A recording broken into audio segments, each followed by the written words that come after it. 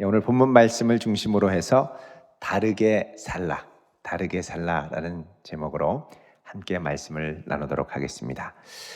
해외 여행을 가거나 해외에 나가 있다 보면 서양 사람들이 동양 사람인 우리를 향해서 물어볼 때가 있습니다. 너 어디서 왔니? 그러면서 꼭 하는 말이 너 차이니즈니? 여러분 좀 기분 좋으신가요? 안 좋으신가요? 아니면 재패니즈니? 이렇게 물어봅니다. 중국 사람이냐 일본 사람이냐, 그럼 우리는 다 아니라고 하고 자랑스럽게 한국 사람이다, 코리안이다. 근데 예전에 제 경험으로 보면 코리안이다 그러면 그냥 시큰둥했던 것 같습니다. 왜 그러냐면 중국은 차이니스라고 그러면 이제 중국의 무술 쿵푸가 있지 않습니까? 그래서 아주 하고 그 제키찬 성룡 그 영화도 많이 보고 그래서 얘기하고 싶어하는 게 많이 있습니다. 또 일본도 여러 가지 많이 있죠. 맛있는 스시, 사무라이, 여러 가지 많이 알려져 있습니다. 근데 우리는 별로 알려진 게 없습니다. 옛날 같으면 올림픽, 백의 민족 별로 없습니다. 근데 이제 물론 요즘에는 많이 다릅니다. BTS 하면 깍 하고 이제 그 다음부터 이제 말이 통하는데 대부분 중국 사람과 일본 사람과 한국 사람의 차이를 서양에서는 겉모습만 보고 잘 판단을 못합니다. 근데 우리는 가까이 있다 보니까 중국 사람과 한국 사람과 일본 사람을 이제 외모만 봐도 대충 이렇게 좀 꽤 확연하게 구분할 때가 많이 있습니다. 미묘한 차이가 있는데 우리는 구분을 하죠. 오랫동안 익숙하다 보니까 그 차이가 뭔지 이렇게 온 몸으로 체득한 것입니다. 그런데 이런 미묘한 차이가요, 예수 믿는 사람에게도 드러납니다. 학교 가서 직장에서 여러 사람들을 만나는데 어떤 사람을 보면 꼭 예수 믿는 사람 같아요. 그런 모습이 풍깁니다. 나중에 가서 물어보면 진짜 예수 믿습니다. 참 희한합니다. 예수 믿는 사람의 독특한 분위기, 독특한 향취가 있다는 겁니다. 이 차이는 하나님의 성령이 우리에게 부음받아서 우리 안에 일으키는 변화의 일환입니다. 그 성령께서 우리 안에 오셔서 우리의 마음과 생각과 표정을 하나하나 터치하기 시작하시죠. 그래서 성도에게는 세상 사람과 다른, 희한하게 미묘하게 하나부터 열까지 다 다른 차이가 나타납니다. 그리고 성도에게는 세상과는 다른, 세상 사람들이 느끼는 것과 다른 행복, 다른 기쁨, 다른 평안을 누리는데, 이게 예수를 믿으면서 내 안에 계신 그리스도의 영이 하나씩 밖으로 풍기게 하십니다. 이게 하나님의 성령이 우리에게 부어져서 나타나는 다름이죠. 여러분, 세상적으로 행복한 사람과 예수 믿고 행복한 사람은 다릅니다. 많이 다릅니다. 해마다 3월 20일이 되면 유엔이 정한 세계 행복의 날입니다. 그리고 전 세계적으로 행복 지수를 발표합니다. 세계 1위, 올해 2020년 3월 20일에도 발표했는데 세계 1위 하면 어디일까요? 핀란드입니다. 핀란드는요, 겨울이 길고 상당히 추운 날이 오래 가기 때문에 그렇게 외적인 여건으로는 그렇게 행복할 만한 여건이 별로 안 됩니다. 여러분, 추운 날이 계속되면 행복하십니까? 빨리 좀 따뜻해지면 좋겠다 이런 마음이 있으시죠. 물론 추우면 스키 타고 싶다 이런 생각, 눈사람 만들고 싶다 이런 생각 하시는 분도 있겠지만, 오랫동안 춥고 계속 저녁 긴 밤이 북극은요, 이게 핀란드 쪽은요 오래 갑니다. 아주. 그래서 상당히 우울해져요, 오래 있다 보면. 근데 이런 데서 사는 사람들이 행복 1위. 근데 우리나라는 사계절이 뚜렷하고 얼마나 화려한 금수강산, 행복지수가 세계 61위입니다. 그래도 우리가 비교의식이 있어서 일본보다는 낫습니다. 일본은 62위. 거깁니다. 여러분, 이런 사회의 특징 중에 하나, 행복 지수가 높게 나온 이유 중에 하나가 뭐냐? 신뢰도가 높습니다. 사람에 대한 신뢰, 정부에 대한 신뢰, 나라에 대한 신뢰. 우리는 어떻습니까? 믿을 놈 하나도 없다 이러죠. 그러니까 행복감이 뚝뚝뚝 떨어지는 거예요. 그래서 성도는 왜 행복하냐? 믿는 구석이 있어서 행복합니다. 하늘에 계신 우리 아버지를 신뢰하며 성령으로 충만한 사람에게는 세상에 볼 수 없는 주님을 믿기 때문에 갖고 있는 여유와 평강과 기쁨이 있죠. 이게 예수 믿는 표가 나는 겁니다. 그래서 성도가 느끼는 행복은 세상 사람들이 느끼는 행복과 전혀 질적으로 다른 행복이죠. 그래서 세상 사람들이 불행할 때에 성도는 불행하지 않고 세상 사람들이 행복할 때 그 행복에 성도도 그렇게 행복해하지 않습니다. 이게 달라서 그렇습니다. 자, 행복한 삶, 성도의 행복한 삶을 지향하는 시편 1편을 보면 이렇게 말씀을 합니다. 우리 시편 1편 잠깐 보겠습니다. 시편 1편. 자, 복 있는 사람은, 이게 이제 원래는 복 있도다 행복한 사람이요 이런 말이죠. 행복한 사람, 복 있는 사람, 첫 번째는 악인들의 꾀를 따르지 않고 죄인들의 길에 서지 않고 오만한 자들의 자리에 앉지 않고. 여러분 성경이니까 이렇게 말씀하죠. 세상적으로 이 길은 경쟁률이 엄청 센 곳입니다. 서로 가려고 난리예요. 막 빽쓰고 줄 쓰고 해서 서로 좀 가게 해달라고 이렇게 하죠. 근데 여기에 그렇게 미련을 두지 않고 2절에 오직 여호와의 율법을 즐거워요. 그러니까 성도의 즐거움은 어디에 있느냐? 하나님의 말씀이 내 삶과 내면에 스며들며 이루어질 때 있다는 겁니다. 그의 율법을 주야로 묵상하는도다. 늘 마음과 생각에 하나님의 말씀, 하나님을 사모하는 마음이 이렇게 담겨 있다는 것이죠. 여러분 이런 복 있는 삶은 우리가 착각하면 안 될 것 중에 하나가 뭐냐? 세상 사람보다 더 나은 삶이 아닙니다. 더 나은 삶이 아니라 더 다른 삶입니다. 세상 풍조를 따르는 사람, 또 시류에 휩쓸리는 삶, 또 비교하는 삶, 이런 건 끊임없이 비교하기 때문에 곧 불행해집니다. 근데 복 있는 사람, 시편에서 말씀하는 복 있는 사람이 가는 길은 세상 사람과 다른 길, 비교하지 않는 길. 그래서 세상과는 다른 행복 가운데 오래 머물러 있을 수 있습니다. 자, 본문에 오늘 나오는 아브라함의 삶이 그렇습니다. 여러분 하나님을 믿는 사람이 아브라함 주변에는 하나도 없었습니다. 다 불신자들만 있었죠. 불신 세상 가운데 사람을 의지하지 않고 믿음으로 하나님만 바라보며 나간다는 것 절대 쉽지 않습니다. 물론 시행착오도 많이 했죠. 때로는 세상 사람들과 같아지려고 흉내도 냈었습니다. 그래서 애굽으로도 가고 또 그랄 왕 아비멜렉한테 갔을 때 이 아내를 누이라고 속이기도 하고 이랬었죠. 근데 몇 번의 시행착오를 거치면서 아브라함은 주변 이들과 같은 삶, 주변 이들과 비교하는 삶을 추구하지 않았습니다. 주변 이들과 비교하면 불안정함 투성입니다. 나그네였고 땅이 없었고 정처 없이 떠돌아다니는 인생이었지만 그의 평생에 하나님의 약속을 붙들고 하나님의 언약을 붙들고 하나님을 추구하며 그분의 인도가심 가운데 살려고 발버둥을 쳤습니다. 오늘 본문에 나오는 이 아브라함이 머물고 있는 이 그랄 땅도 사실은 아브라함의 땅이 아니었습니다. 그랄 왕 아비멜렉한테 임시로 거주 허락을 받고 사는 땅이었습니다. 그런데 오늘 본문에 보면 놀랍게도 이 그랄 지역의 왕 아브라함이 살도록 허락해준 그 아비멜렉이 이렇게 살고 있는 아브라함에게 두려움을 느끼고 아브라함을 찾아오는 거예요. 자, 오늘 본문 22절 한번 보시겠습니다. 21장 22절 우리 같이 읽어보겠습니다. 시작. 그때에 아비멜렉과 그 군대 장관 비골이 아브라함에게 말하여 이르되 내가 무슨 일을 하든지 하나님이 너와 함께 계시도다. 여러분 지금 아비멜렉이 아브라함을 주목하고 찾아온 이유가 무엇입니까?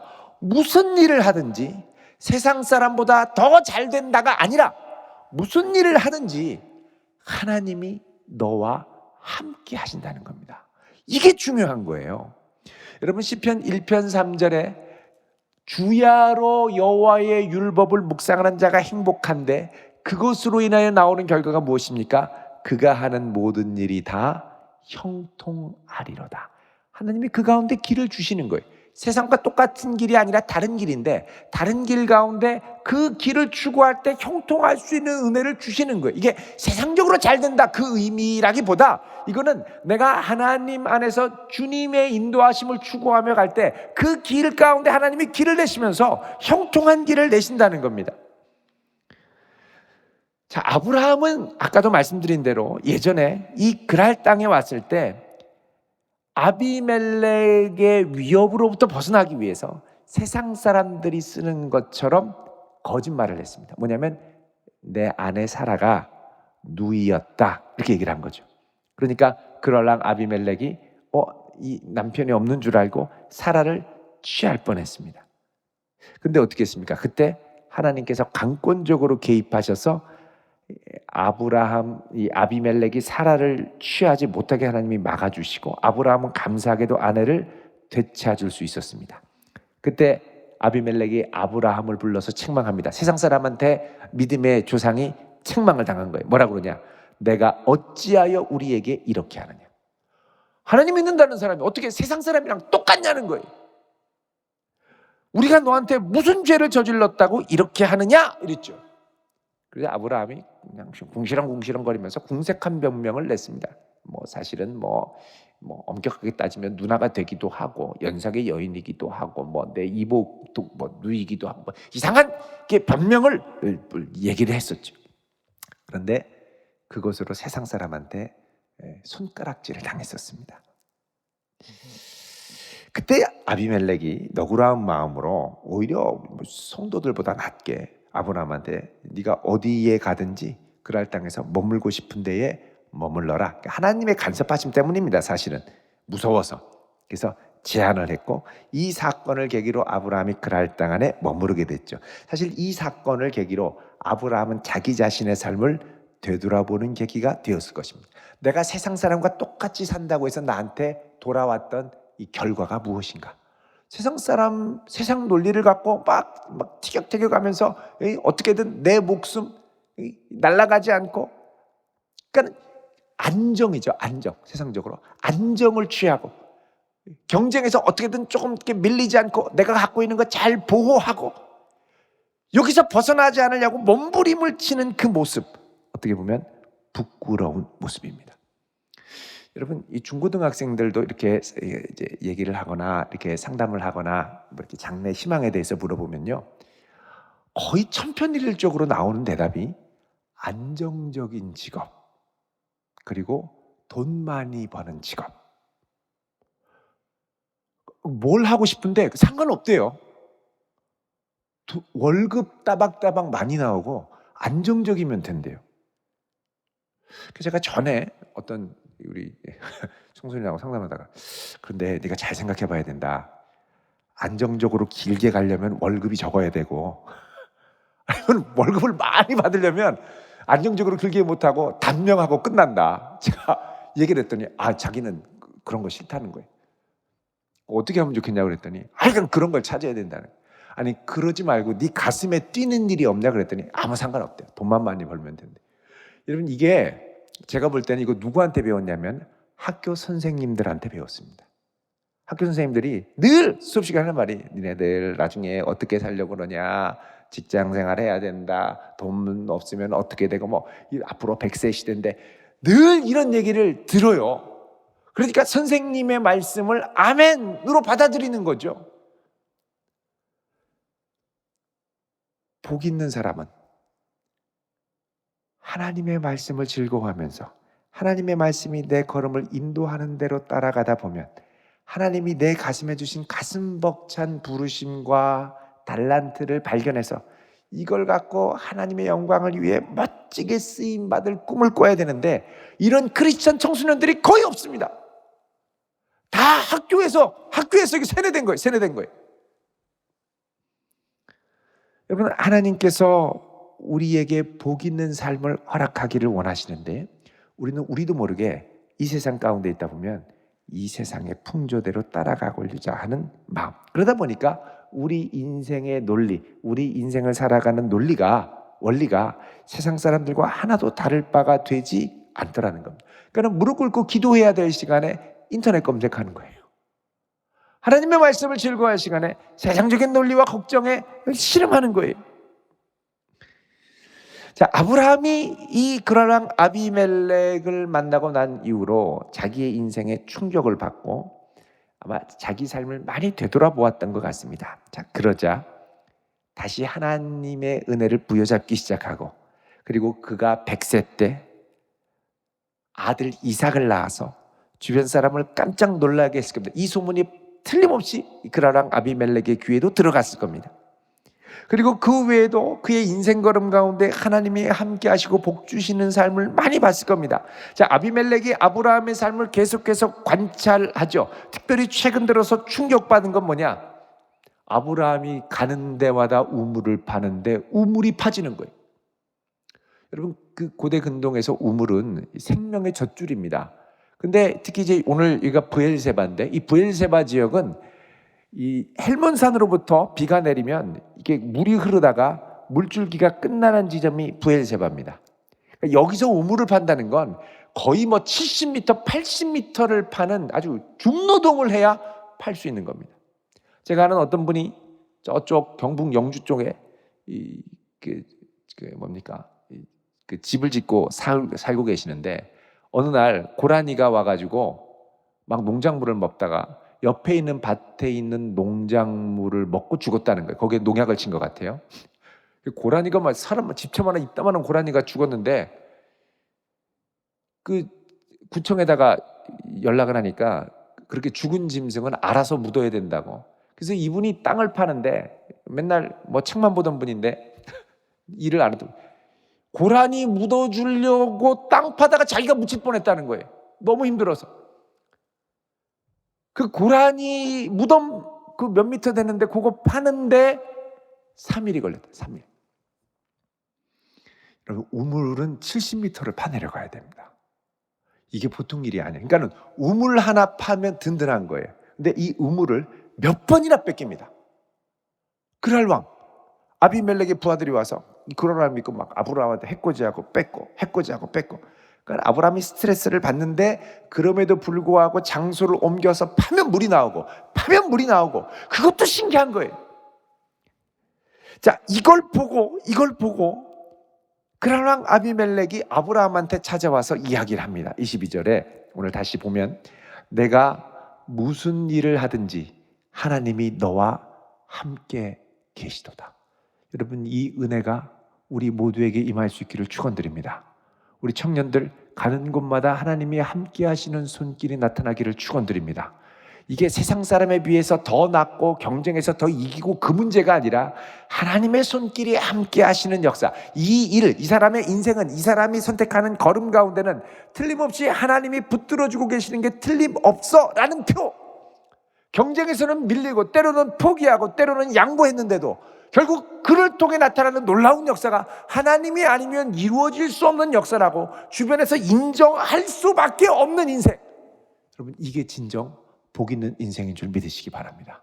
그러니까 우리의 부르심은 세상보다 더 잘 나가고 더 많이 튀어나가는 게 아니고 세상과 확연히 다르게 사는 삶, 하나님이 나를 붙들어 주시는 삶, 세상의 논리와 기준에 의해서 행복한 게 아니라 하나님이 내 인생의 기준이 돼서 행복한 삶, 그런 삶을 추구할 수 있기를 축원드립니다. 우리가 밖에서 보는 뉴스는 거의 90%가 부정적인 말입니다. 왜 부정적인 기사를 내느냐? 부정적인 기사를 내야 긍정적인 기사보다 훨씬 더 많이 클릭을 하거든요. 그러니까 여러분, 포털 사이트에 나오는 뉴스의 이 자극적인 문구는 긍정적이고 좋은 소식이 없습니다. 항상 자극적이고 분노를 일으키고 이런 생각을 하게 만드는 뉴스들이죠. 그러니까 주야로 이 뉴스를 묵상하면 내 인생의 정서 자체가 이렇게 무거워지고 분노가 있고, 그 다음에 뭐가 점점 흐려지냐면 하나님의 역사가 내 삶 가운데 일어나는 것을 잊어버리기 시작합니다. 하나님이 내 삶 가운데 역사하셔야 되는데, 오늘도 그분의 손길이 나와 함께 하셔서 붙들어 주셔야 되는데, 이 나쁜 놈들 이거를 이렇게 해놔 이런 식으로 뉴스를 묵상하면 하나님의 손길을 묵상할 틈이 없어요. 마음을 갉아먹습니다. 마음을 갉아먹어요. 근데 이 아브라함은 몇 번의 시행착오를 통해서, 아브라함도 처음부터 된 게 아닙니다. 그의 인생에 하나님이 함께 하심을 드러내기를 소망했고, 이제 어느 순간부터 하나님이 그의 손 가운데 함께 하시는 것을 경험하기 시작했습니다. 자, 이 그랄 왕이 아브라함의 이런 모습을 보고 뭐라 그러냐면 맹세하자는 거예요. 23절 보십시오. 그런즉 너는 너와 내 아들과 내 손자에게 거짓되이 행하지 아니하기를, 이제 여기서 하나님을 가리켜 내게 맹세하라. 내가 내게 후대한 대로 너도 나와 내가 머무는 이 땅에서 행할 것이라. 자, 아브라함을 보니까 이대로 가다가는 하나님의 놀라운 역사가 이 땅을 어떻게 뒤흔들지 모르겠다라는 두려움이 생기는 겁니다. 여러분, 지도자한테는 다른 사람이 보지 못하는 이 촉이 있습니다. 이걸 뭐라고 그러냐면 비저닝이라고 그러죠. 이게 작은 단서와 작은 걸 보고 앞에 다가오는 미래를 캐치할 수 있는 능력, 이게 비저닝 능력입니다. 근데 그랄 왕 아비멜렉은 자기 땅에서 아브라함 같이 사는 사람을 못 봤어요. 그리고 그가 정말 가는 대로 하나님이 함께 하시는 거예요. 이러다가 그의 하나님이 이 나라를 어떻게 할지 모르겠다라는 두려움이 엄습하니까 실제로 하나님께서는 그랄 왕 아비멜렉의 가문에게 저주를 내리실 뻔했죠. 그래서 이 정신을 번쩍 차리고 아예 그냥 가서 아브라함의 손을 잡는 거예요. 그러지 말고 내가 후대한 것처럼, 이 땅에 머물게 한 것처럼 당신도 우리에게 후대해라. 자, 이때쯤 되니까 아브라함이 그동안 한 번도 말하지 않았던 불편했던 과거를 얘기합니다. 그게 뭐냐면 25절에 아비멜렉의 종들이 아브라함의 우물을 빼앗은 일에 관하여 아브라함이 아비멜렉을 책망합니다. 자, 그 전에 몇 번이나 우물을 팠는데 와서 종들이 다 뺏었어요.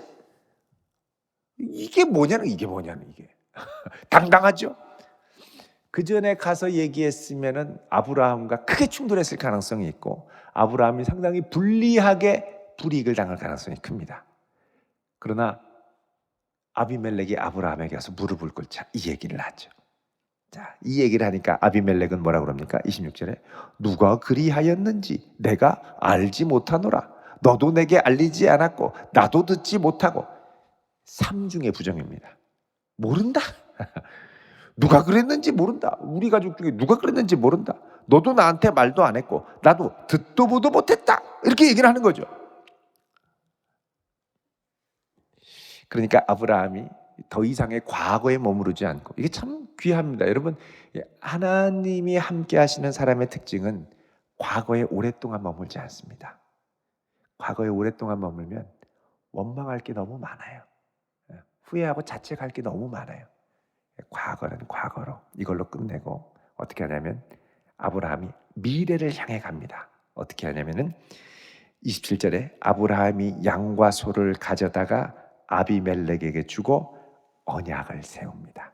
약속하는 거예요. 절대 그러지 말자. 30절에 너는 내 손에서 이 암양 새끼 7을 받아 내가 이 우물판 증거를 삼으라. 그래서 증거로 암양을 7마리를 주고 맹세하게 하죠. 그러면서 이곳에 이제 이름을 세우는데 부엘쉐바라고 합니다. 맹세의 우물.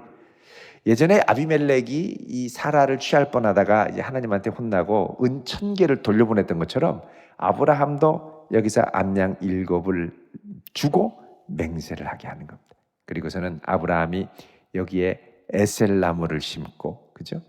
33절에 에셀나무를 심고 거기서 영원하신 여호와의 이름을 불렀다 그러죠. 이게 무슨 말입니까? 그날 밤 아비멜렉하고 맹세하고 끝났지만 이걸로 끝나는 게 아니라 이곳에 하나님이 오셔야 된다는 거예요. 이곳에 하나님이 임재하셔야 된다는 거예요. 그래서 거기서 나무를 심고 영원하신 여호와의 이름을 부르고 예배를 드리는 겁니다. 그리고 그 삶의 현장에 하나님의 임재를 초대합니다. 그러니까 여기서도 이제 아브라함은 다른 것으로, 그러니까 맹세했으니까 안심한 게 아니라 내가 했던 이 맹세 위에도 하나님이 오셔서 기름 부어 주셔야 이 맹세가 지켜지고 하나님의 은혜로 계속 갈 수 있다는 걸 알았던 거예요. 여러분, 아브라함이 블레셋과 전혀 다른 하늘의 복과 은혜를 구했습니다. 그때 세상이 놀라 아브라함을 주목합니다. 세상을 향한 성도의 영적 권위와 영향력은 다름을 추구할 때 생겨납니다. 똑같이 가서 앞서가려고 그러면 시기 질투의 대상이 됩니다. 성도는 다르게 가야 하나님의 거룩한 영향력이 퍼져갑니다. 자꾸 다른 사람들하고 비교하고 내가 낫다 못 낫다 네가 나보다 잘난 게 뭐가 있냐 내가 더 앞서간다 이런 게 아닙니다. 더 나음이 아니라 더 다름이라는 거예요. 다름. 우리는 세상이 추구하는 것과 다름을 추구하고 다른 은혜를 추구할 수 있어야 됩니다. 그럴 때 세상은 우리를 보고 자신들의 힘과 권위로도 함부로 할 수 없는 하나님의 은혜와 능력을 그 사람에게 목도하며 두려워하기 시작합니다. 이런 사람이 바로 하늘의 복을 누리는 행복한 사람입니다. 오늘날 무한 경쟁으로 달려가면서 너무나도 과민한 시대가 됐습니다. 교회에 나와도 내가 세상적으로 세상의 논리로 볼 때 뭐 그렇게 별 볼 일 없다라고 생각하면 스스로 그냥 기가 죽어요. 아닙니다. 경쟁 강박입니다. 불신, 의심, 조급증, 분노 이런 게 우리 안에 꽉 차 있습니다. 조금만 건드리면 죽자 살자 아주 극단적으로 덤벼듭니다. 아브라함의 모습을 보면 온유가 있었습니다. 당해도 온유했어요. 우물을 빼앗아가도 기다렸어요. 온유와 절제. 이건 하나님을 신뢰하는 사람만이 할 수 있는 응대의 방식입니다. 성도의 삶의 모든 부분에 언어와 감성과 태도와 온유와 절제 이 모든 곳에 하나님의 역사와 성령의 은혜가 함께하기를 기도하시길 바랍니다. 다르게 살면 절대 손해보지 않습니다. 다르게 살면 손해보는 것 같은데 다르게 살면 때로는 당장에는 손해가 오는 것 같지만 거기에 하나님의 영광이 드러납니다. 여러분 그 책 중에 Give and Take라는 책이 있습니다. 사회과학자인데 이 시대의 이 세상 사람들을 보면 남의 것을 경쟁해서 빼앗는 테이커, 아주 얄미운 테이커가 있고 꼭 얘는 바보처럼 자꾸 줘, 뭐 이렇게 퍼다 주는 사람이 있어요. 기버죠, 기버. 세상 살려면 진짜 어리숙합니다. 왜 자꾸 줘요? 내 거 챙기기도 바쁜 세상에. 근데 나중에 보니까 세상적으로 성공의 제일 꼭대기 사다리에 올라간 사람이 누군가 봤더니 테이커가 아니라 기버였다는 거. 테이커는 주다가 뺐다가 이러다가 그냥 중간에 있다가 내려가고, 기버는 모든 사람의 사랑과 존경을 받으면서 희한한 방식으로 올라가더라고요. 이게 세상적으로도 연구에서 밝혀졌습니다. 한번 보십시오. Give and take. 우리는 다르게 살도록 부름받은 줄로 믿습니다. 복 있는 사람이 돈 많이 버는 사람, 외제 승용차를 갖고 자산이 몇백억이 되고, 복 있는 사람은 그 어떠한 상황에 상관없이 자산이 얼마든 차가 어떻든 뭐 세상적으로 어떻든 전혀 상관없이 복 있는 사람은 여호와의 율법을 즐거워하며 밤낮 묵상하며 그 안에 거하며 그의 임재로 행복해하는 사람입니다. 이런 사람을 찾고 이런 사람을 만나고 이런 사람이 되는 황홀한 복을 경험할 수 있기를 주의 이름으로 축원드립니다. 기도하겠습니다. 거룩하신 아버지 하나님, 아브라함이 그랄왕 아비멜렉의 논리를 따라 아내를 숨기고 자신의 목숨을 부지하려고 하다가 철저히 실패한 후 인생이 이것이 다가 아님을 깨닫고 전적으로 하나님만을 신뢰하며 살아가는 새로운 삶의 방식을 익혔던 것을 저희들이 보았습니다. 세상의 빛이요 소금으로 다르게 살라고 부르신 주님, 우리의 삶을 돌아보면 어느덧 세상의 경쟁 논리와 비교하는 논리가 배어서 세상 사람들이 추구하는 것대로 되지 않으면 불행하고 세상 사람들의 논리대로 살지 않으면 아무것도 아닌 스스로 비하하며 우울감에 빠지는 적이 얼마나 많이 있는지요. 거룩하신 주님, 이 시간 저희들의 눈을 들어 주님만을 보게 하옵소서. 참된 복, 다른 삶을 추구하는 복된 성도로 설 수 있도록 저희들을 붙들어 주옵소서. 예수님의 이름으로 기도하옵나이다. 아멘.